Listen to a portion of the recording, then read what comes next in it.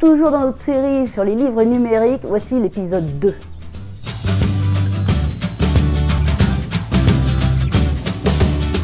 Bonjour à toutes et à tous, soyez les bienvenus chez l'écrivain, la chaîne où l'écriture est à portée de votre main. Je suis Maud et avant de commencer, je vous invite à vous abonner à ma chaîne en faisant comme sur cette petite animation. Et n'oubliez pas la petite cloche, ça c'est pour rester au courant des dernières nouveautés. Le livre numérique, ou e-book en anglais, est en fait un terme générique.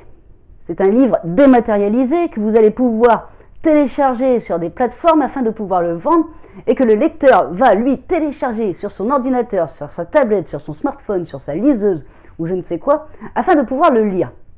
Cependant, il existe plusieurs formats de livres numériques et on va le voir, certains sont plus adaptés à certains supports pour la lecture. Le premier format, c'est le PDF. C'est un format qui est utilisé pour créer des documents, pour mettre des photos dessus et faire des envois par internet, mais c'est aussi la possibilité de faire un livre.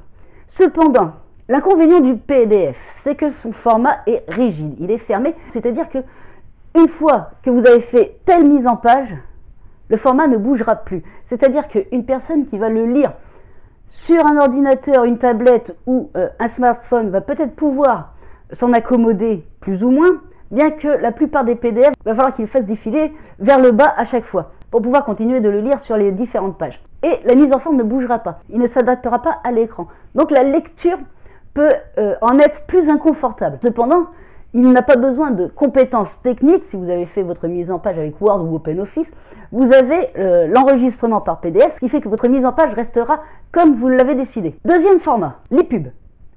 L'e-pub, c'est le format du livre numérique de référence. C'est-à-dire qu'avec lui, vous aurez beaucoup moins de difficultés à le lire sur les smartphones, sur les tablettes et surtout sur les liseuses. Les liseuses adorent le format e-pub, car ainsi, ils vont faire la mise en page qu'ils veulent.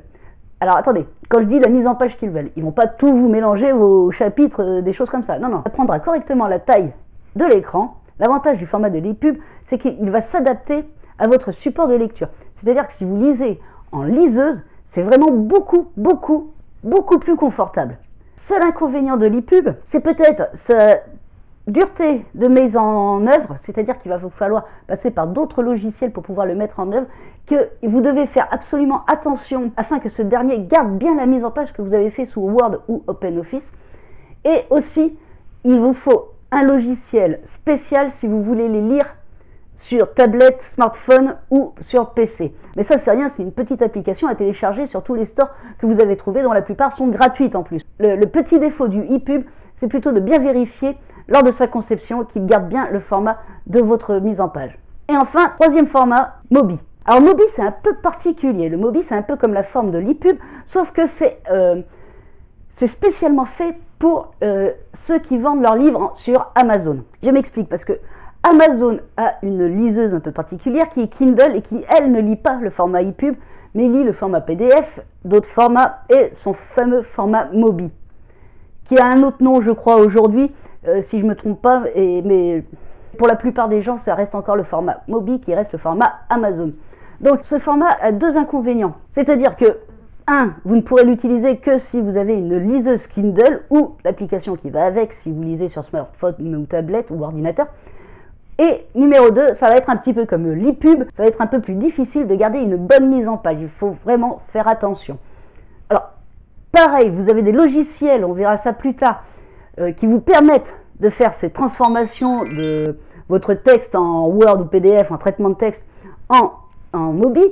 Cependant, comme pour l'e-pub, il va vous falloir vérifier que ce format a bien gardé votre mise en page de départ. Donc voilà ce que je pouvais vous dire sur les trois principaux formats qu'il y a en livre numérique. Bien sûr, il y en a d'autres qui sont plus ou moins connus, mais c'est les trois plus gros formats et c'est les trois formats, je pense, sur lesquels il faut envisager de créer son livre afin de pouvoir le vendre ensuite sur les plateformes les plus vendeuses, les plus connues. Donc, je vous répète, il y a le PDF, il y a l'e-pub, il y a le Mobi. On se retrouve la semaine prochaine pour un nouveau tutoriel sur les livres numériques. En attendant, n'hésitez pas à vous abonner en cliquant sur ma petite photo qui se trouve juste là.